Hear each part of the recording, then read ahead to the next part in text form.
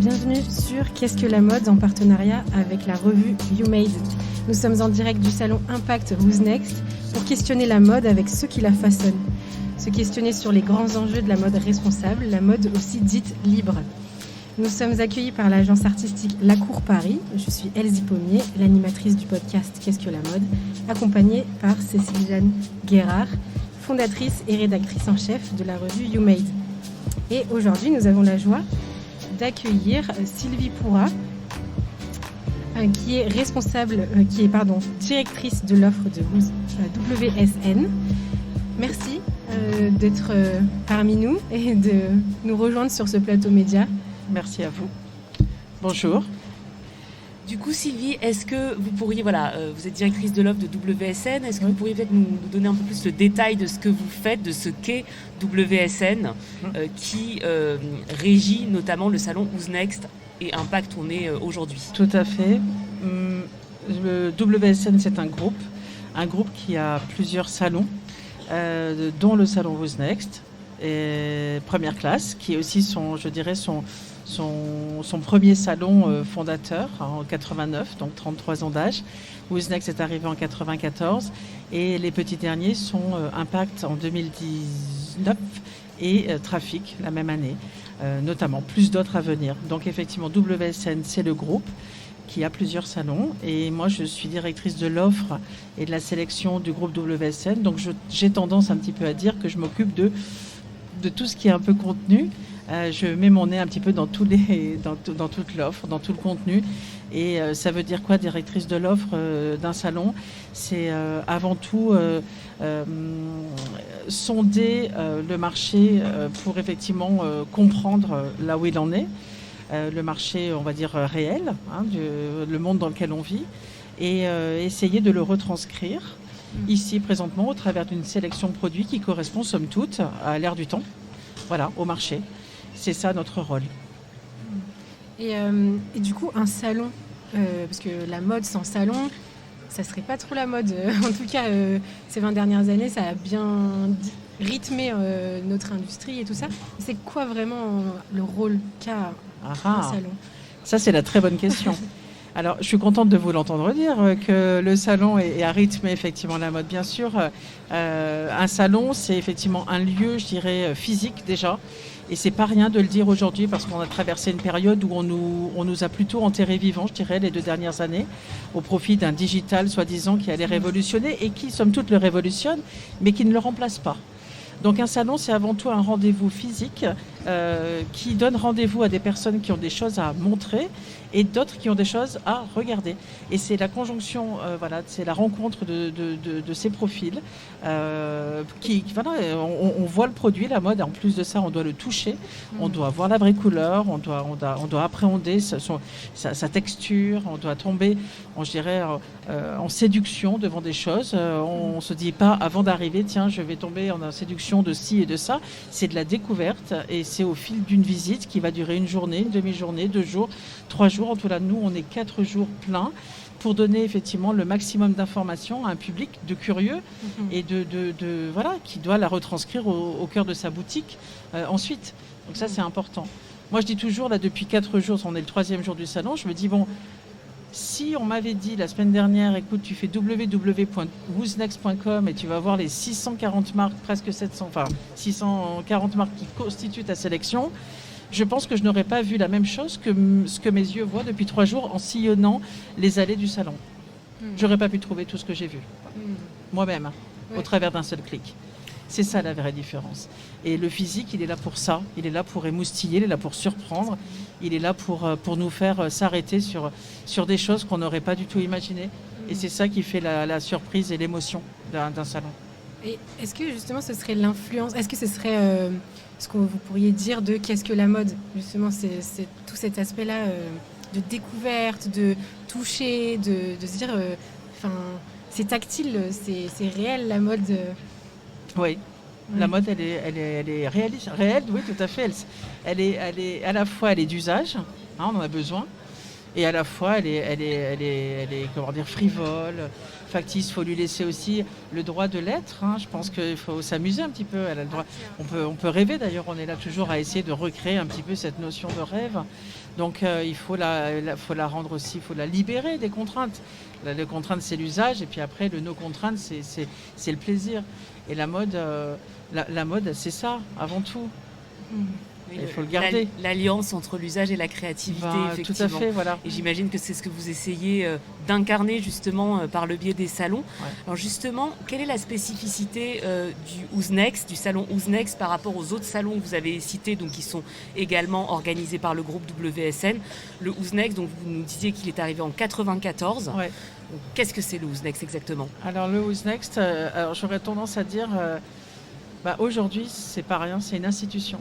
Aujourd'hui, même avec cette édition du mois de janvier 22 qui va rester dans les annales parce qu'elle est un petit peu, elle est un survivor d'une période, on va dire, inouïe. Ouais, mais c'est vraiment ça, mais c'est vraiment pas un détail parce que elle prouve que nous sommes une organisation au service de son écosystème. On est allé jusqu'au bout des choses, on a rempli notre mission. C'était l'enjeu, ne pas flancher. Comme on le dit souvent, il aurait été très simple et très facile de dire stop, on passe, on fait l'impasse, on se revoit la saison prochaine. Sauf que c'est pas nous qui vendons, c'est pas nous qui nous battons, c'est pas nous qui suons tous les efforts au front pour effectivement, on le sue, bien sûr, on est là, on est des vrais énergiques et c'est de l'humain avant tout, mais c'est du respect pour un écosystème qui est actif, que ce soit les marques, que ce soit les acheteurs, que ce soit tous les acteurs du métier. Ça, c'est très très important d'exister et d'être actif. Et je peux vous dire que depuis 3 jours, ce qui se passe, pour répondre à votre question que je n'oublie pas, c'est qu'aujourd'hui, ce sont des étrangers qui viennent nous voir et qui, parce que nous sommes un petit peu le seul salon qui a vu le jour sur cette saison au rang européen. Je n'oublie pas le Petit Homo la semaine dernière sur l'homme. Nous sommes un peu les seuls qui font office un petit peu de phare dans la tempête et que nous créons comment dirais-je, pas de la désirabilité, mais de la solvabilité.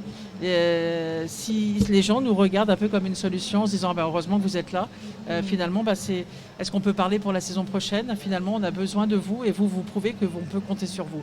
Ça, c'est pas du lexique politique, c'est la réalité et que l'on met au service de notre écosystème encore une fois. Donc voilà, pour moi, c'est un petit peu le côté institutionnel de Who's Next. Maintenant, pour parler plus salon de mode, le salon Who's Next, c'est une cartographie du marché, je vous le disais, dans son intégralité, mais une cartographie globale du marché, globale, de tout âge de mode. On ne s'adresse pas qu'à une partie de la population, qu'à une tranche d'âge, on s'adresse à toutes les femmes.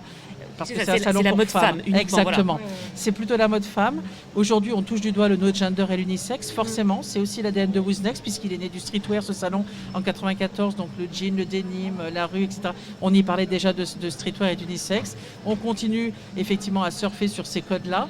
Et le no gender étant maintenant plus qu'une tendance, étant aussi un pan de la société, forcément, on le touche du doigt et on doit aussi le représenter ici.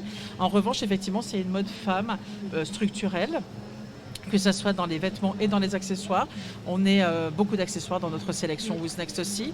Donc on a vraiment l'idée d'une silhouette globale. Quand on vient sur Who's Next, on trouve tout pour la boutique. C'est vraiment un préambule de notre sélection. Et on y a inséré un peu de la beauté et du lifestyle avec notre espace Inside et Villa Beauté. Donc on y trouve aussi tout ce qui fait aujourd'hui le décorum d'une boutique un peu moderne et voilà, et désirable. Donc vous disiez l'ADN, c'est le streetwear en 94. Ouais. Qu'est-ce qui a déclenché justement la création du Who's Next? Parce qu'aujourd'hui, c'est pas que streetwear. On retrouve ça évidemment, mais ça s'est beaucoup élargi. La mode femme, dans ce cas-là, aujourd'hui, elle fait autorité sur le salon Who's Next aujourd'hui de manière assez flagrante. Ce contexte-là de mode femme est arrivé plus tard que sa création, 10 ans après, avec l'arrivée du Fame. Ce qui a créé le Who's Next, c'est ce qui a créé Première Classe, c'est 2 cerveaux. C'est Xavier Clergerie et Bertrand Fouache qui ont créé les deux salons sur des modes, on va dire, Xavier Clergerie notamment, quelqu'un qui sentait, c'était un créateur de tendances et de mouvements, et il a mis à profit son intuition et il a créé un événement. Il savait faire avec Première Classe, ils ont su le faire avec Who's Next, et aujourd'hui Le salon Who's Next, il est dirigé par Frédéric Moss, qui amène une autre alternative, qui a un background aussi dans le digital. Il a créé la marketplace de la Redoute. Donc Frédéric est arrivé pour le nouveau chapitre des salons, c'est-à-dire emmener les salons dans le futur et dans la transformation nécessaire et vitale pour nos événements. Donc c'est une longue histoire un long fil conducteur qui n'a pas du tout été, rompu. Qui a trouvé juste une évolution tangible et naturelle, pas simple, mais naturelle. En tout cas, je pense que les bons interlocuteurs sont aux commandes aujourd'hui pour emmener effectivement les salons vers l'avenir, tout simplement. Ouais, et justement, en parlant d'avenir, évolution et d'histoire, Who's Next accueille Impact depuis le salon Impact depuis 3 ans. Et ça, c'est une grosse évolution. Enfin, c'est aussi un marqueur de l'évolution de l'industrie de la mode et du textile. Qu'est-ce que ça veut dire justement pour vous aussi, cette arrivée de ce stand, de cette partie-là? C'est une très bonne question. Frédéric Moss, il y a 3 ans, dans la stratégie du salon, et je vous le disais, Who's Next, c'est la représentativité du marché. On regarde le marché. Que se passe-t-il sur le marché? Quel est le nouveau lexique? Les prérogatives, les changements sociétaux, quels sont-ils? On observe et on se dit qu'on va effectivement traduire ça en réel sur notre événement physique.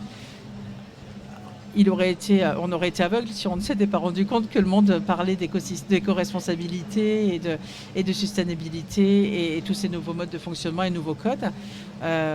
Donc effectivement, d'une manière très professionnelle, on s'est dit ok, c'est normal. Et donc Frédéric a donné le là, à se dire ok, on crée Impact. Par chance, je dirais, le nom n'était pas du tout réservé, donc Impact est tellement parlant que c'est une chance inouïe d'avoir pu déposer ce nom magique et international de fait, parce qu'il se prononce dans toutes les langues pareil. Donc ça, c'est hyper bien. Et du coup, depuis effectivement, on l'a créé avant le Covid. La notion d'impact est devenue de plus en plus omniprésente, elle n'est plus du tout optionnelle, elle est juste aujourd'hui une incarnation de tout. Donc on fait notre petit bout de chemin. Impact, il grandit petit à petit, il prend de plus en plus de place dans Who's Next. On a mis du temps à trouver la posture parce que nous n'étions pas un événement éco-responsable. Nous n'étions pas un événement de mode éco-responsable. Donc nous ne pouvions pas être moralisateurs sur ce principe-là. Nous ne pouvions être que une plateforme de démonstration de ce qu'est une mode responsable aujourd'hui. C'est le rôle la posture que nous avons. Nous laissons la place à cette mode éco-responsable. Nous laissons la parole à ceux qui ont des choses à dire. Et nous laissons la parole et aussi nous donnons l'audience à des conférences, programmes de conférences qui doivent parler de tout ça. Et le public qui doit écouter parce qu'il y a de l'éveil des consciences. Notre but, c'est d'agrandir Impact, de le laisser grandir, parce que c'est lui qui va grandir tout seul. Il n'a pas besoin de nous pour grandir. Le travail se fait, il prend forme. Je dirais il y a un auto-nettoyage, si c'est pas trop fort comme mot, un auto-nettoyage de notre sélection, ça va se faire. Et effectivement, à un moment donné, dans 5, 10, 15 ans, je pense que le profil du salon aura une toute autre dimension. Les choses vont basculer, évoluer et on voit de plus en plus de style dans l'éco-responsabilité.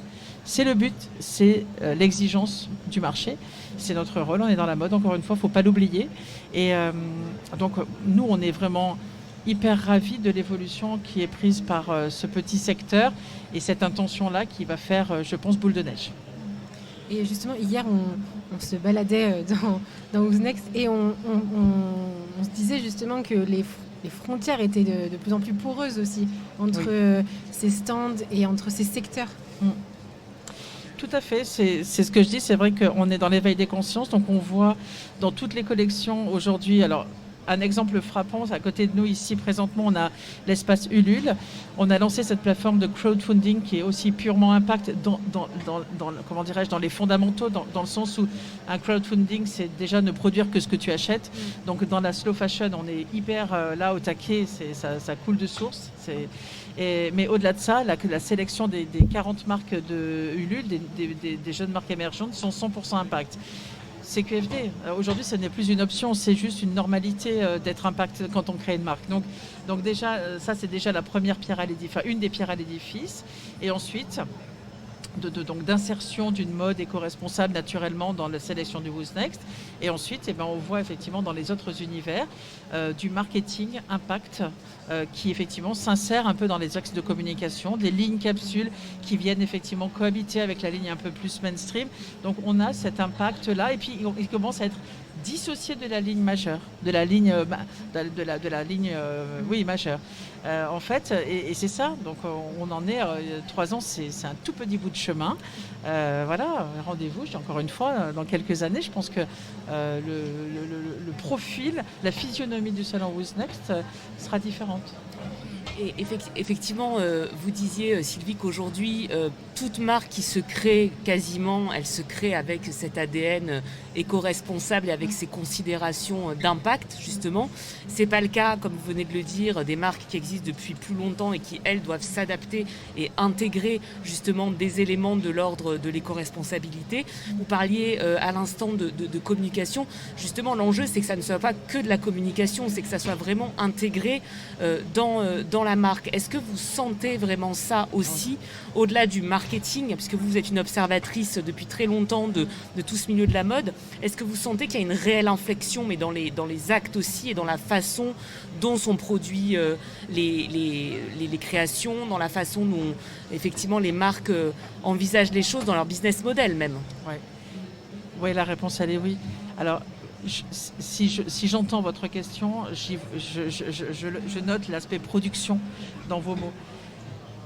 Là, la réponse, elle n'est pas oui. On n'est pas dans une production, il y a beaucoup d'efforts à faire encore. Oui.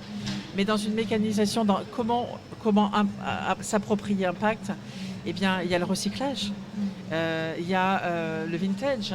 Il y a tous ces fondamentaux, en fait, qui font partie quand même d'une histoire qui peut se raconter, effectivement, qui peut s'améliorer. Et moi, je vois ça aujourd'hui. Oui. Quand une marque, elle n'est pas encore prête à une production propre, ou en tout cas à une traçabilité, je dirais, acquise, une transparence sur toute la chaîne. C'est aussi ça, c'est toute une chaîne impact. C'est aussi ça l'enjeu. C'est l'amont est nécessaire pour impact. Tout à fait. Aujourd'hui, tu déclares pas que tu as impact. C'est pas seulement de la communication, voilà. exactement. Donc ça, c'est hyper important et ça prend du temps et on peut pas blâmer. Personne ne peut être blâmé sur ce territoire-là. Il faut du temps et on se rend compte que c'est pas si simple de glaner des certitudes sur les choix que tu peux faire. Et sont-ils les bons? Sont-ils des fois tu peux franchement être. Il y a beaucoup de déclaratifs qui parfois sont un petit peu erronés. Donc nous, on a un rôle à jouer aussi. Et Impact a ce rôle-là de parler aussi de sourcing. C'est important. Et donc on voit effectivement qu'il y a beaucoup d'efforts à faire et que ça va se faire et au fil du temps. Mais de nombreux... On avait ISCO en partenaire à la première édition et la deuxième édition. ISCO, c'est un gros faiseur de denim en Turquie. Quand on voit ce qu'ils font, etc., par rapport à leurs 2 nouveaux textiles sustainable, c'est des mises, c'est des prises de risques énormes. Enfin, ils y vont. Donc, voilà, tout ce marché s'accompagne là. Mais en revanche, effectivement, le vintage, le recyclage, la gestion des déchets, etc., tout ça, c'est dans une mécanique aujourd'hui de compréhension à 360 degrés. Et je pense que là, pour le coup, beaucoup de gens s'y mettent. Ça, c'est une très bonne nouvelle. Ce sont des notions qui sont vraiment intégrées à la prod. Impact, le fait qu'il y ait ce secteur au sein du salon Who's Next a un impact aussi sur les autres secteurs et sur les autres marques. Et il est aussi intéressant sur Impact, on a des solutions, puisque Impact, c'est Positive Solutions. Donc nous n'avons pas que des produits, nous avons aussi des gens qui amènent des solutions. Voilà, c'est ça. Comme le relais Val de Seine que vous avez, etc. Comme nous aussi, pour réfléchir à tous ces grands enjeux. Voilà. Et du coup, la prochaine édition, Sylvie, elle est prévue pour septembre. Tout à fait. On croise les doigts. Mais non, elle est prévue pour septembre. Non, mais je veux dire, on espère en tout cas que ça se passera dans des conditions plus faciles que cette édition de janvier qui est un peu... L'événementiel, c'est... L'idée, c'est qu'elle se soit passée. Vous voyez, l'idée, c'est d'être là.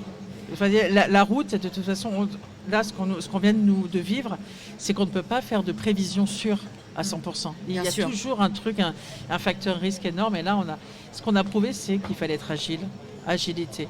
Et les gens agiles, c'est des gens qui maîtrisent sans doute leur savoir-faire, qui sont capables d'être dans des plombées très très vite. Ça participe à une organisation de travail différente.